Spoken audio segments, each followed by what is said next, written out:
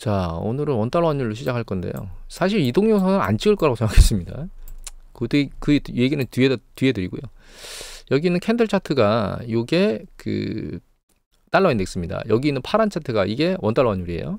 예전에 봤던 걸 다시 한번 복귀하면 3일날 계엄 터지면서 급등했다가 국회에서 계엄 취소되면서 밑으로 쭉 내려왔죠. 그러면서 아직 불확실성을 가지고 있기 때문에 이게 다시 머리를 들면서 일정 부분 불확실성을 가지고 있었고, 중간에 6일날 2차 계엄 하는 거 아니야? 라고 하면서 확 급등했다가 다시 밑으로 내려온 패턴을 보였어요. 그때 그 말 주말에 탄핵이 될 줄 알았는데 탄핵이 안 됐죠. 그러면서 급등했습니다. 그 뒤에 눈치 보기로 옆으로 쭉 흘렀는데, 여기서 우리가 한 가지 생각하셔야 될 건 뭐냐 하면, 자, 일단은 여기서부터 6일까지의 사이, 6일 좀 넘어서 여기 한 7, 8일까지 요 사이는 죄송합니다. 6일 요 사이까지는 궤도가 약간 벌어졌잖아요. 그러니까 우리나라 이 탄핵 정국 때문에 약간 불안정성을 띠고 있었다는 게 맞아요. 그런데 이제 그 뒤로 보면 추세적으로 여기서부터 달러 인덱스가 여기까지 올랐죠. 우리나라도 보면 여기서 추세적으로 여기서 달러 인덱스가 여기까지 올랐어요, 사실은. 그러니까 여기서 이 변동성을 가지고 있긴 했었지만 달러 인덱스의 방향도 일부 포함돼서 올라간 거기 때문에 이게 우리나라의 불확실성 때문만 올라간 건 아니에요. 그걸 이제 먼저 인지를 해야 될 것 같고, 두 번째는 그런 트렌드를 보이다가 여기서부터 트렌드가 벌어지기 시작합니다. 일정 보면 자, 여기서부터 트렌드가 쭉 올라갔죠. 맞춰보면 이제 여기 보세요. 이렇게 맞춰보면 우리나라 원달러는 이렇게 움직였지만 달러 인덱스 움직인 거고, 여기 보시면 거의 비슷한 수준까지 움직였잖아요. 그리고 옆으로 기었죠. 그러니까 탄핵이 통과가 안 된 것 때문에 들린 것도 있지만 달러 인덱스의 가격이 올라간 것도 트렌드가 있다는 걸 이해하시라는 뜻이에요.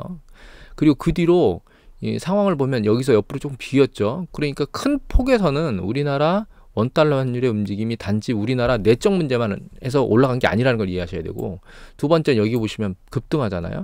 이때 급등한 가장 주된 이유, 하나만 더 짚으면 이때 쭉 내려왔었죠. 이거는 탄핵이 통과됐기 때문에 내려온 거예요. 급등한 이유는 연준에서 금리를 내리긴 내렸는데 내년에 매파적이나, 그러니까 많이 내린다고 얘기가 됐었는데 그보다 좀 덜 내리겠다고 그러면서 환율이, 달러 인덱스가 급등하면서 우리나라 원달러 환율도 급등했고, 이건 다른 국가들도 다 마찬가지입니다. 그러면서 그 주가는 급락했죠. 그러니까 이것도 사실은 우리나라 자체 요인이 아니에요. 그 뒤에 환율의 움직임을 놓고 보면 똑같이 움직였죠. 그러다가 트렌드가 어디서부터 벌어지기 시작하면 여기 미국 시간으로 한 24일, 예, 그 크리스마스 지나서 크리스마스 날, 그러니까 크리스마스 이브 전날, 이브 전날이네. 크리스마스 이브 때, 요때 우리나라 추세적으로 계속 쭉 올라갔습니다. 요 시기가 그 탄핵 재판관 임명과 관련해서 뭐 된다 안 된다 어쩌고 이런 시끄러운 뉴스 보도가 나오기 시작하면서 우리나라 들려 올라가기 시작했거든요. 왜냐하면 탄핵 재판관이 임명이 안 되면 뭐 불확실해서 6명이 되는 동 안 되는 동, 그중에 1명이 취소하면 어떻게 된다는 동, 4월에 탄핵 헌법재판관이 2명이 그만두면 뭐 영구적으로 어쩌게 되는 둥, 뭐 2026년까지 간다는 이런 막 불확실한 얘기들이 계속 나왔기 때문에 환율은 계속 위로 들려 올라갔고, 27일 날 한덕수 경제부총리가 헌법재판관 임명 안 하면서 국회로 다시 공을 되던졌죠. 합의해 오라고. 아니, 합의가 끝나고 투표 표결까지 해서 다 끝나서 놓은 걸 다시 넘겨주면 이게 한다는 뜻인가요? 국민의힘은 당연히 안 해주겠죠. 이런 부분을 한덕수 총리가 집어 던졌기 때문에 그 불확실성이 높아지면서 급등했었는데, 중요한 건 이때 한덕수 총리를 바로 탄핵하고 그 다음에 최상무 경제부총리를 다시 뽑았죠. 대행으로. 그러면서 이거는 사실 이 트렌드 라인 안으로 다시 들어왔어요. 그러니까 사실 제가 이게 안 찍을 거라고 생각했던 가장 주된 이유는 뭐냐면, 한덕수 경제부총리가 헌법재판관을 당연히 임명해야 될 거기 때문에 임명할 거라고 생각했기 때문입니다. 그러면 이런 현상이 일어나지 않고 이게 안정국면으로 접어들었을 겁니다. 물론 얘가 붙어서 다시 이 이전의 궤도에 예고하고 맞춰서 내려올지 안 내려올지는 판단하기가 좀 쉽지는 않습니다. 다만 이렇게 벌어지는 패턴은 안 보였을 거라는 거예요. 지금 우리가 그 원달러 환율에서 가장 중요한 건 뭐냐, 지금 바로 초입에 있는 건 최상무 경제부총리가 헌법재판관 3명만 임명하면 이런 불확실성은 일정 부분 굉장히 많이 소멸될 겁니다. 가장 주된 이유는 그렇게 하면 로드맵이 바로 보여요. 헌법재판소는 이미 빠른 속도로 진행을 하려고 액션을 취하고 있죠. 이거는 우리나라뿐만 아니라 외국에서도 그거는 다 알고 있을 겁니다. 투자자들이. 그러니까 그런데 6명이 심의하는 것 때문에 1명만 그 거부해도 불안하다는 요 점의 불확실성이 있기 때문에 그런 거고, 3명이 임명이 돼버리면 그 불확실성은 완전히 소멸될 거예요. 그러면서 결과적으로는 뭐 빠른 속도로 진행하게 되면 뭐 빠르면 뭐 한 2달, 한 달, 그 다음에 길어봐야 한 3달 만에 결과적으로는 4월 전에 끝나겠죠. 그 2명의 재판관이 임기가 끝나는 그 전에 아마 끝나게 될 겁니다. 그 뒤에는 2달 뒤에 대통령 선거가 있을 거고, 그러면 모든 불확실성은 그냥 눈에 딱 사라지면서 눈에 로드맵이 딱 보입니다. 그래서 지금 환율의 가장 주요 향후의 결정 요인은 최상무 경제부총리가 헌법재판관 3명을 임명할 것이냐라고 하는 요건인 거고, 그거 이외에 플러스 알파로 볼 수 있는 건 딱 2가지인데, 하나는 뭐냐면 그 한국은행에서 내년도에 인하할 거라고 미리 이례적으로 명시를 했거든요. 이게 금리를 내리게 되면 이게 그 미국하고 금리 격차가 또 벌어지겠죠. 그나마 좀 한동안 안 내리고 있었는데, 그것 때문에 우리나라 자금 이탈에 대한 우려성이 조금 있을 거예요. 생기겠죠. 두 번째가 외환 보유액인데, 이게 지금 외환 보유액이 달별로 나오거든요. 그래서 이게 12월 달 지난 1월 달에 12월 달에 얼마나 외환 보유고를 썼는지에 대한 부분이 나오게 될 건데, 그때 나와서 정확한 수치가 나와서 큰 폭으로 하락하게 되면 이 외환 보유액이 이거 봐라, 시장의 방어 능력이 상대적으로 약해졌네라고 하면서 원달러 환율이 약간 헤지펀드나 이런 쪽에 공격을 받을 수 있는 추가 가능성이 열릴 수도 있겠죠. 다만 그 2000년 한국은행의 금리 인하나 그 다음에 원달러 환율이 하락폭이 너무 큰, 그러니까 일정 부분 큰 그런 요건 때문에 움직이는 이 원달러 환율의 움직임은 그렇게 크지는 않을 거라고, 변동성은 크지는 않을 거라고 생각하고 있습니다. 그래서 현재 가장 중요한 건, 원달러 환율의 가장 중요한 건 한 가지입니다. 헌법재판관 임명. 여기에 뭐 특검이 임명 안 된다는, 특검 통과 안 된다는 등 뭐 이런 건 별로 의미가 없어요. 왜냐하면 그 탄핵에서 인용돼가지고 대통령직에서 상실해버리면 그때는 바로 2달 뒤에 대통령 선거고, 그러면 바로 로드맵이 나오기 때문에 지금 환율 변곡점의 가장 중요한 건, 변동성의 가장 중요한 건 헌법재판관 임명입니다. 최상무 경제부총리가 경제부총리로서 생각이 있는 사람이라면 당연히 헌법재판관을 임명을 해야 됩니다. 한더스 총리가 임명을 안 했는데, 이 행위 자체로 제가 보기엔 분명히 법률적으로 책임을 져야 될 거라는 생각이 개인적으로는 들고 있습니다. 여하튼 정치적 문제는 뭐 더 이상은 얘기 안 하고, 그래서 환율 얘기는 그렇게 생각을 하시면 될 것 같아요. 그리고 미국의 그 이제 요 금요일 날 이게 흔들리면서 끝났거든요. 흔들리면서 끝났는데, 미국 이게 캔들 차트가 이게 S&P 500 지수입니다. 이게 지난번에 말씀드릴 때 쭉 빠진 다음에 제가 그 얘기를 드렸잖아요. 이 정도 빠졌으면 한 번 더 흔들려야 되는 게 당연한데, 하도 강도가 세기 때문에 그럴 거라고 얘기 드리기가 100% 확신하기가 어렵다라는 말씀을 드렸잖아요. 그러면서 쭉 회복해서 내려왔는데, 이제 죄송합니다. 잠깐 사례가 들었었는데, 제가 이거 원테이크로 찍거든요. 그래가지고 촬영하다 뭔 일이 생기면 제가 잠깐 촬영을 끊거든요. 자, 그래서 금요일 날 살짝 내려왔죠. 근데 이제 다른 차트들을 보여드리면, 이게 S&P 500 지수잖아요. 여기 있는 검은색이 뭐냐면 S&P 500 지수는 시가총액을 가지고 하는 거잖아요. 그런데 이거는 그러니까 시가총액 비중으로 하는 게 아니고 그냥 동일한 비중으로 주가를 그냥 합해서 주가수로 나눠버리면 그게 이퀄 웨이스로 가는 거거든요. 시가총액 비중별로 주가를 산정하는 게 아니고 모든 주가가 동일한 비중으로 산정하는 거거든요. 걔를 놓고 보면, 여기 보면 걔는 이미 11월 후반부, 11월 29일에 정점을 치고 추세적으로 하락하고 있습니다. 얘가 여기 있는 요거 있죠. 요게 러셀 2000이라 그래서 그 소형주, 미국의 중소형주 쪽을 말하는 거거든요. 얘도 마찬가지로 쭉 밑으로 빠지고 있어요. 그래서 대형주 쪽에서 잘 버티고 있는 거지, 나머지 주식들은 그렇게 생각에서 잘 버티고 있는 건 아닌 패턴을 보이고 있거든요. 조정이 아직 끝났다 안 끝났다 이런 걸 정확히 말씀드리기가 어렵습니다, 지금. 그리고 전문가들도 막 깨질 거다 아닐 거다, 뭐 예를 들면 내년 하반기에 깨질 거다 오르다가, 아니면 상반기에 조정이 언제 일어날지 모른다, 뭐 급격히만 7%대 조정이 있을 것 같기도 하다, 막 이런 여러 가지들의 얘기가 나오고 있어서 지금은 주식시장의 방향성을 예측하는 건 정말 어렵다. 방향성을 예측하고 투자하는 건 제 생각에는 아닌 것 같습니다, 지금은. 그래서 대응하는 방법은 일단 추격 매수를 하는 건 좀 조심해야 된다라고 생각을 해야 된다고 생각하거든요, 저는. 그래서 한 가지만 더 말씀드리면, 여기서 제가 이제 이거 데이터 2개를 줄이고 볼린저 밴드를 하나 넣을 거거든요. 자, 이게 볼린저 밴드인데, 볼린저 밴드 일반적으로 하면 이게 20일로 잡힙니다. 근데 저는 50일로 잡아놓은 거거든요. 이 50일로 잡혀 있는데, 잘 보시면 최근의 패턴을 보면 일정 부분 안정권에 들어가 있었다고 보는 패턴이 이 연절입니다. 볼린저 밴드 바닥, 여기 여기 바닥이거든요. 이 정도 들어오면 먹을 폭도 일정 부분 회복이 되고, 왜냐하면 얘가 계속 상단까지 붙는 패턴을 보이기 때문에 최근 강력한 패턴으로 놓고 보면 이 패턴을 유지한다면 다시 여기 위로 붙들어 가겠죠. 그런데 여기 요 중간 50 이동평균 라인을 터치하고 올라간 시기가 여시기, 도시기거든요. 지금 여기도 있고. 근데 여기서는 먹을 폭이 그렇게 크지가 않아요. 그러니까 지금 시점에 얘를 언저리를 잡고 여기에 붙는 상황에서 먹겠다라고 하는 생각을 하면 제 생각에는 그게 그렇게 매력적이질 않거든요. 그래서 실제로 조정 국면이 진입했을 때 여기를 터치하는 언저리에 오면 지금 요게 한 5700선 정도 되거든요. 5700 초반 정도 되거든요.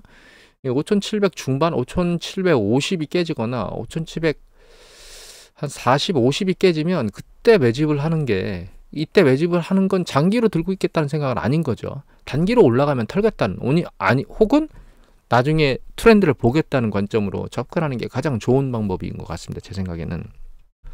그리고 한 가지 조심스러운 게, 우리나라가 그럼 주식시장이 언제 반등할 거냐, 내년도에도 경제지표가 안 좋을 거라는 얘기들이 많이 나오고 있거든요. 그러니까 최소한 내년도 전반기에도 조정은 계속 될 것 같아요.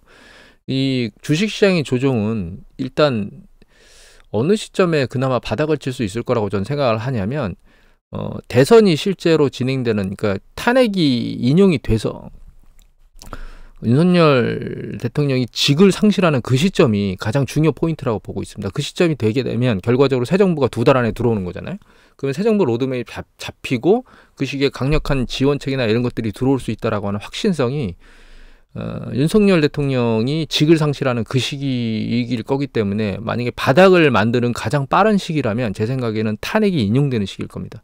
그 시기가 우리나라가 주식시장이 그나마 바닥을 완전히 그러니까 바닥이 만들어졌다고 최초로 인식할 수 있는 시기가 아마 그 시기가 되지 않을까라는 생각을 하고 있습니다. 그래서 내년도 전반기도 불확실성은 확실히 띄고 있다고 봐야 되고, 또 한 가지 문제점이 뭐냐면 그 시기에 미국 주식시장이 안정적이어야 됩니다. 그때 미국 주식시장이 만약에 깨지는 현상을 발생시키면, 깨지는 현상이 일어나면 우리나라 주식도 마찬가지로 더 깨질 거예요.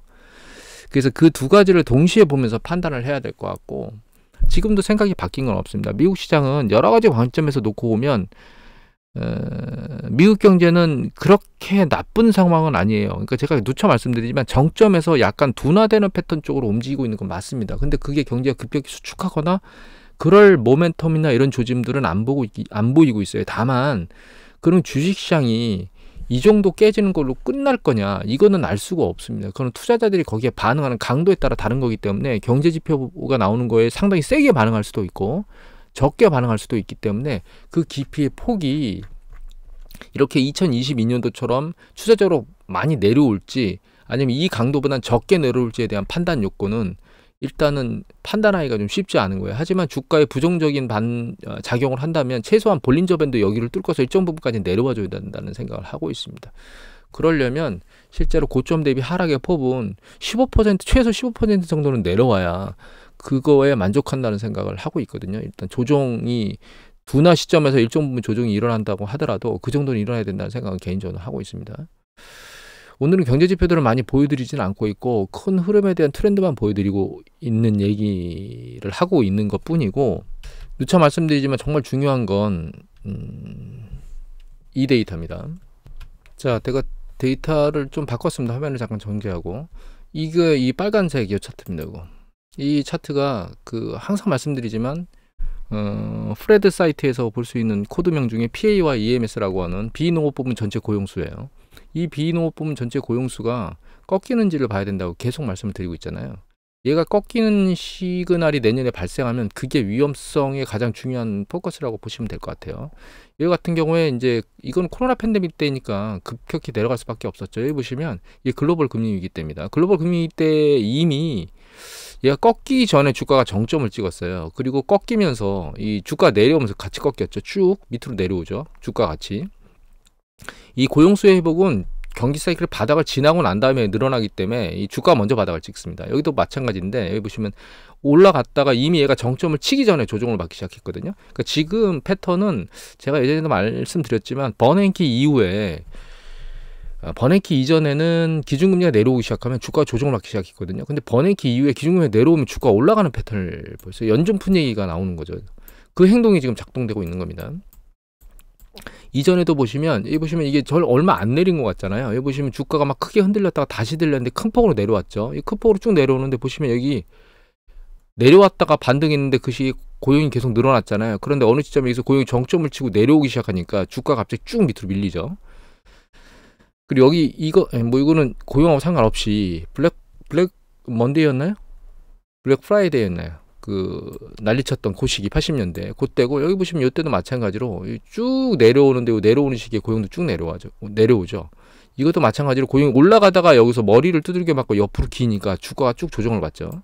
물론 이거가 이런 패턴을 보이는 이유는 경기 사이클이 그렇게 움직였기 때문에 패턴을 보이는 거예요. 그죠? 주가도 당연히 경기 사이클과 상관관계가 높으니까. 그러니까 이것도 마찬가지인 게, 얘가 올라가는 강도가 줄어들기 시작하면 이게 경제를 그대로 반영하고 있다는 뜻인 거예요. 기업 측면에서 고용의 숫자를 늘리지 않는다는 것. 그런 가장 주된 이유는 늘리지 않는 것뿐만 아니라 줄인다면 이거는 기업의 경제 상황을 그대로 반영하고 있다는 뜻인 거잖아요. 그래서 이거를 유심히 봐야 된다고 말씀드리는 거고, 다음 차트 또 볼까요? 네, 이거 몇 번을 보여드렸는데, 그래서 누차 보는 차트가 이 차트라고 말씀드렸죠. 이게 무슨 차트냐면, 자, 요게 좀 전에 보셨던 비농업부문 전체 고용수고, 요게 매월 신규 고용대 숫자라고 그랬죠. 그런데 데이터를 이제 3개로 본다고 그랬잖아요. 그래서 이제 고용된 거하고 해고된 거 숫자, 그 다음에 신규 고용 수, 그 다음에 그러니까 비농업부문 이거는 고용된 거와 해고된 숫자의 차, 새로 고용된 거겠죠. 요게 전체 노동자 수를 월 단위로 빼준 거, 전월 대비 그러니까 요번 달 걸로 전체 고용수에서 전월 전체 고용수를 빼면 그 해당 달에 신규로 늘어난 숫자가 되겠죠. 그죠? 그리고 요 데이터는 그 월급 급여 처리 시스템 민간 ADP 민간 회사에서 저기 월급 급여 처리하면서 나오는 신규로 고용된 숫자, 그것들을 해서 종합적으로 보는 건데, 트렌드가 이제 계속 쭉 내려온다 그랬죠. 추세가. 그래서 이 추세가 내려와서 여기 있는 제로 라인, 이 전체 고용수는 우측이지만 여기 있는 이 3가지 라인은 좌측이거든요. 얘가 제로 라인 쪽으로 붙으면 상당히 위험하다라고 하는 걸 말씀드렸고, 이 데이터가 굉장히 중요한 데이터라고 말씀드리는 가장 주된 이유는 좀 전에 보여드렸던 이 차트를 잘 기억하셔야 된다는 겁니다. 그리고 이 숫자, 고용 숫자가 결과적으로는 경기 사이클을 반영하고 그게 주식에 반영이 되면서 주가가 내려오는 거거든요. 그래서 내년 상반기에도 결과적으로는 그래요. 내년 상반기에 사실 개인 그 소매 판매나 이런 것들이 꺾이는 것보다 더 빠른 게 사실은 고용 숫자가 꺾이는 걸 거예요. 왜 개인 소매 판매나 이런 것들이 꺾기가 쉽지 않겠다고 생각을 하냐면 그 부분이 이것 때문에 그렇습니다. 자, 이거 예전에 보여드린 차트인데, 이게 보시면 이제 파란색이 이게 그 미국의 가계의 금융자산 소득의 전년동기 대비 증감률이거든요. 그 다음에 빨간 게 나스닥의 전년동기 대비 증감률이에요. 보시면 두 개가 똑같이 움직이죠. 그러니까 가계의 그 금융자산의 그 증감 폭은 주식시장하고 상관계가 굉장히 높아요. 근데 최근 보면, 자, 여기서 최근 이 나스닥의 증감률이 옆으로 버티고 있잖아요. 추세적으로 계속 올라가면서. 따라서 얘가 밑으로 붙질 않고 있기 때문에 이 그 소득 증감률도 일정 부분 이 정도를 따라갈 거예요. 나스닥 궤도를 유지할 거라는 거죠. 이 얘기는 뭐냐면 소득의 여력이 있다는 뜻입니다. 지출 소득의 여력이.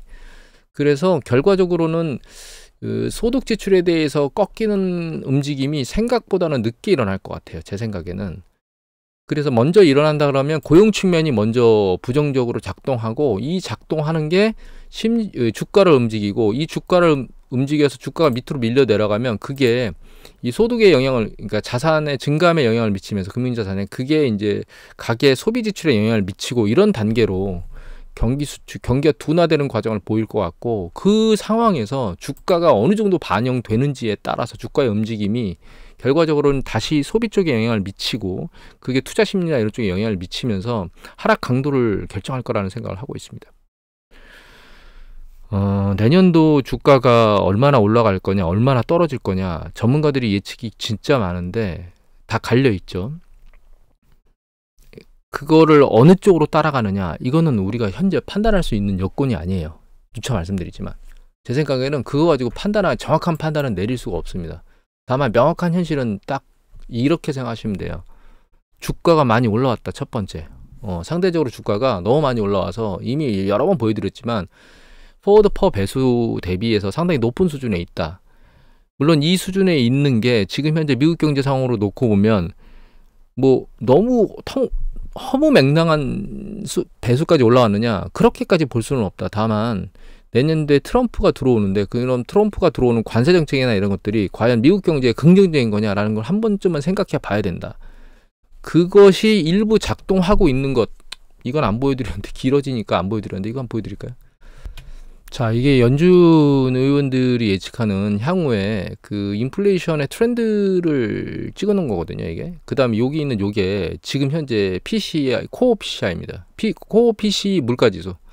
프라이스 인플레이션이거든요. 근데 보시면 얘가 중앙값 윗단에서 돌고 있어요, 지금. 여기 중앙에 이런 것들이 다 중앙값이거든요. 여기는 가장 높은 단계, 여기가 가장 낮은 단계. 여기 보시면 하이라고 돼 있죠. 그 다음에 텐던시 하이. 여기 보면 텐던시 미디엄, 미드 포인트. 이게 미디언. 이게 뭐 레인지 미드 포인트. 이게 센트럴 로우. 텐던시 로우고. 이게 레인지로서. 여기서 텐던시라고 돼 있는 건 아마 제 기억엔 위로 셋, 밑으로 셋, 높은 거, 낮은 거 다 빼고 그 중에 낮은 건 뭐 이런 개념일 겁니다. 근데 이 중앙값이 요 원저리에 돌고 있거든요. 지금 요 세 가지 지금 미드 포인트에 있는 게 요 원저리에 있는데 요 미드 포인트 위에서 놀고 있어요, PC가. 그리고 추세적으로 올라오고 있잖아요. 그러니까 이 트렌드가 향후에 내년에 물가 압력이 좀 세질 거란 트렌드로 현재 PC가 나타나고 있고, 물가 지수가 이미 나타나고 있고, 그게 연준 의원들이 생각하는 물가보다 윗단에서 놀고 있기 때문에 기준금리, 그러니까 트럼프가 저렇게 그러니까 관세나 이런 것들 때문에 인플레이션에 안 좋은 작동을 하게 되면 그것도 주식 시장에 부정적인 효과로 작동할 수 있다라고 하는 것도 우리가 감안을 해줘야 됩니다. 그래서 지금 방향이 어디냐라고 생각하는 건 너무, 제가 보기에는 섣부른 판단인 것 같고요. 전략을 어떻게 필 거냐라고 하는 게 중요한 것 같고, 전략 관점에서 놓고 보면 미국 경제가 너무 뜨거워진 상태였기 때문에, 뜨거워진 상황으로 현재 있는 상태고 약간씩 식어가고 있는 것만 보이고 있기 때문에 이게 강도가 세게 빨리 뭔가 좋아질 수 있는 강도는 아닌 것 같거든요. 그런 관점에서 놓고 보면 주식 투자할 때 조금 조심스럽게 투자하는 게 맞다, 이렇게 생각을 하셔야 될 것 같아요. 그리고 다만 이게 급격하게 뭔가 조종이나 이런 것들이 추세적으로 일어날 거라고 하는 감은 지금은 안 보이고 있기 때문에, 단타 작업을 하실 거라면 아까 말씀드렸듯이 볼린저 밴드 50 라인에 밑에 부분 정도 붙으면, 그러면 한번 매집, 아까 5750 깨지고 한 5700 중반, 초중반 요 정도 내려오면 한 30까지 내려갈까? 5750이 깨지면 그때 정도 매집을 했다가 나중에 반대 가면 매도하는 뭐 이런 정도의 단기 모멘텀 작업을 할 수 있는 그런 시기가 열리는, 그때가 일정 부분 뭐 매수를 한다면 생각을 해볼 만하지 않을까라는 생각을 개인적으로 하고 있습니다. 주가가 정점을 만드는 건 굉장히 시간이 오래 걸립니다. 불확실성이 크고, 그 다음에 경제지표가 그런 좋은 상황에서 움직이고 있기 때문에 이게 식어가는데 시간이 걸리고, 그것이 주식시장에 영향을 미쳐야 되는데 옛날과 다르게 버냉키 연준 의장이 들어온 이후로 과거하고는 다른 패턴들이 현재 일어나고 있다고 하는 점을 감안해 보면 쉽지 않은 판단이다, 이렇게 생각합니다. 오늘은 이것으로 마치도록 하겠습니다.